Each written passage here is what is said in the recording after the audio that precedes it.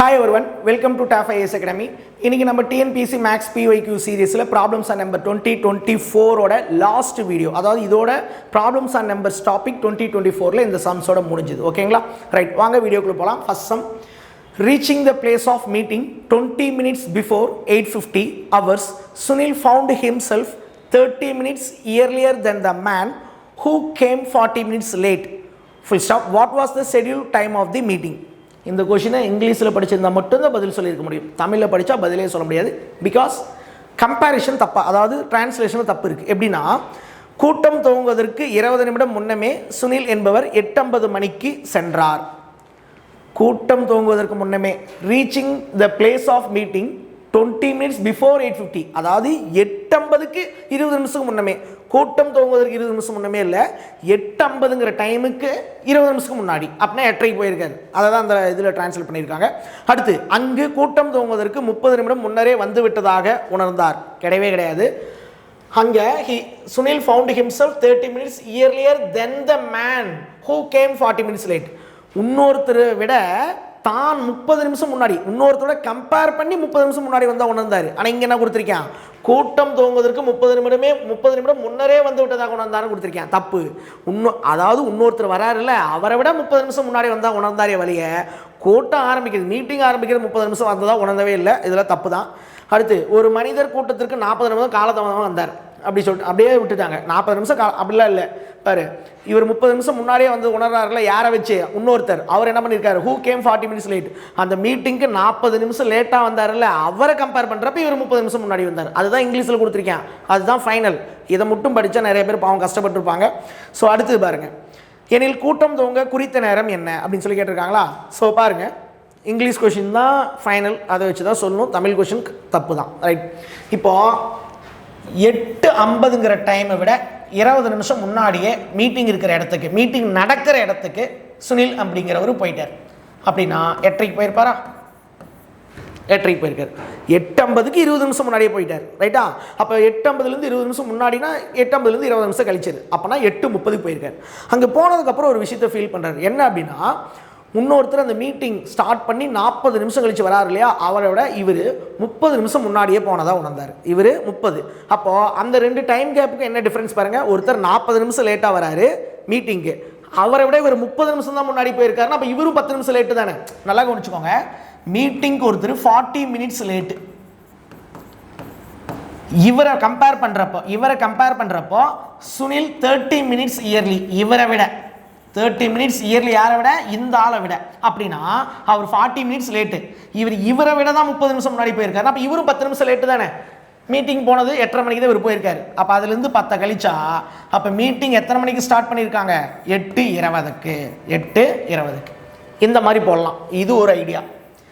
இல்லை அப்படின்னா நீங்கள் என்ன பண்ணலாம் அப்படின்னா, கவனி. ஸோ ஃபஸ்ட்டு ஸ்டெப் அதே தான். ரெண்டாவது மெத்தட், 8:50க்கு போனாரா, 8:50க்கு 20 நிமிஷத்துக்கு முன்னாடி போனாரா, அப்போ இதுலேருந்து 20 லெஸ் பண்ணிக்கலாமா? அப்போ எத்தனை மணிக்கு போயிருப்பாரு? 8:30க்கு. அங்கே போனதுக்கப்புறம் என்ன ஃபீல் பண்ணுறாரு, அந்த ஆளை விட, அதாவது கூட்டத்துக்கு 40 நிமிஷம் லேட்டாக வந்தால அவனை விட 30 நிமிஷம் முன்னாடியே வந்து அவன் வந்தாரு. அப்போ அந்த 30ஐயும் கூட்டிக்கும். அப்படியே கூட்டி 8:60ன்னு போட்டக்கூடாது. 60 நிமிஷம் ஆச்சுன்னா 1 hour. அப்போ 9 மணி. இது யாரை வச்சு பார்த்தா 9 மணி?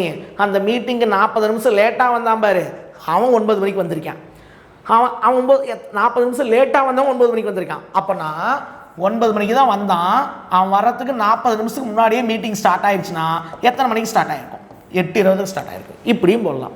எப்படி? 8:50க்கு 20 நிமிஷம் முன்னாடியே சுனில் அந்த பிளேஸுக்கு ரீச் ஆகிட்டாரு. அப்படின்னா அந்த டைம் 8:30. அங்கே போயிட்டு பார்த்தா 40 நிமிஷம் ஒருத்தர் மீட்டிங் ஆரம்பித்து 40 நிமிஷம் கழிச்சு வரால, அவனை விட 30 நிமிஷம் முன்னாடியே போயிட்டார். அப்போ அந்த 30ஐயும் கூட்டினா 9. அப்படின்னு என்ன அர்த்தம்? அவனை விட 30 நிமிஷம் முன்னாடியே போயிட்டார் அப்படின்னா அவன் 9 மணிக்கு தான் வந்து சேர்ந்துருக்கான்னு அர்த்தம். யார்? அந்த லேட்டாக வந்தாலே 9 மணிக்கு வந்திருக்கான். அவன் வந்து பார்க்குறப்ப மீட்டிங் 40 நிமிஷம் நடந்துருச்சு. அப்போது 9 மணிலேருந்து 40 நிமிஷம் குறைச்சிக்கோ. அப்போ எவ்வளோ? 8:20. இந்த ரெண்டு ஐடியாலஜியில் நீ எதை வேணாலும் யூஸ் பண்ணி போட்டிருக்கலாம். பட் தமிழ் கொஷின் டிரான்ஸ்லேஷன் தப்பு. ஓகேவா? ரைட், செகண்ட் கொஷின் பார்த்துடலாம். ஸோ பாருங்கள், sum of the incomes of A and B is greater than the sum of the incomes of C and D. அப்படியே டேரெக்டாக தமிழ் கொஷின் ரெண்டு அப்படியே கம்பேர் பண்ணி படிச்சுக்கலாம். பாருங்கள், A மற்றும் B என்பவர்களின் ஊதியங்களின் கூட்டுத்தொகையானது C மற்றும் D என்பவர்களின் ஊதியங்களின் கூட்டுத்தொகையை விட அதிகம். அதான் என்ன சொல்கிறாங்கன்னா, A plus B ஓட இன்கம் ரெண்டு பேர்த்தோட டோட்டல் இன்கம் பார்த்தீங்கன்னா C plus D ஓட டோட்டல் இன்கம் விட அதிகமாக இருக்கு. A plus B ஓட total income C plus D ஓட டோட்டல் இன்கம் விட அதிகமாக இருக்கு. ரைட்டா? சரி, அடுத்த கண்டிஷன் பாருங்க. Sum of the incomes of A and C equals the sum of the incomes of B and D. அதாவது A மற்றும் C என்பவர்களின் ஊதியங்களின் கூட்டுத்தொகை B மற்றும் D என்பவர்களின் ஊதியங்களின் கூட்டுத்தொகைக்கு சமம். ரெண்டாவது கண்டிஷன் என்னன்னா ஏசி இவங்க ரெண்டு பேரும் சேர்ந்து எவ்வளோ இன்கம் எவ்வளோ ஏர்ன் பண்ணுறாங்களோ அதே அளவு தான் பிடி ரெண்டு பேரும் சேர்ந்து சம்பாதிக்கிறாங்க. இவங்களுடைய சம்பளமும் இவங்களுடைய மொத்த சம்பளமும் சமமாக இருக்கு. ரைட்டா? சரி, அடுத்து A gets half the sum of the incomes of B and D. அதாவது A என்பவர் B மற்றும் D என்பவர்களின் ஊதியங்களின் கூடுதலில் பாதியை பெறுகிறார். அதாவது BD ரெண்டு பேரும் சேர்ந்து மொத்தமாக எவ்வளோ ஏர்ன் பண்ணுறாங்களோ அதில் பாதியை தான் A சம்பாதிக்கிறாரு. BDயோட பாதி. ரைட்டா? சரி, அப்போ நல்லா கவனிச்சுக்கலாமா? இந்த டிவிஷன் கிட்ட வந்தால் multiplication. So 2 × A 2A equal to B + D. சரியா? அப்போ B + D ஆல்ரெடி எங்கே வந்திருக்கு? இங்கே. அப்போ B + D எதுக்கு ஈக்குவல்? 2Aக்கு ஈக்குவல். அப்போது அப்படியே இந்த செகண்ட் ஈக்குவேஷன் எடுத்துக்கலாம். A + C equal to B + D. B + D எதுக்கு ஈக்குவல்? 2A. அப்போ equal to 2A. C equal to 2A. இங்கே இருக்கிற ப்ளஸ் C எங்கிட்ட வந்தால் -A. அப்போ 2A - A A. அப்போ C ஏவும் எப்படி இருக்கு?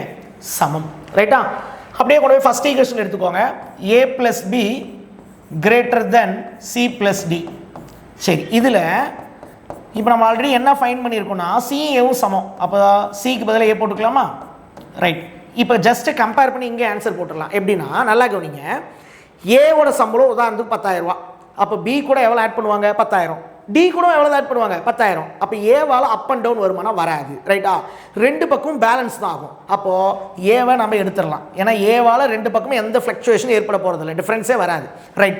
அப்படின்னா இங்கே அப்படியே பாருங்கள், பி டியை விட அதிகம். அப்போ இதில் இருக்கிறதுலே யார் அதிகமாக சம்பாதிக்கிறாரு தான் கேள்வி. Right? Who gets the highest income? அதிக ஊதியம் பெறுபவர் யார்? யார்? பி தான். எப்படி சார் சொல்கிறீங்க? ஆல்ரெடி ஏவும் சியும் சமம்னு தெரியும்.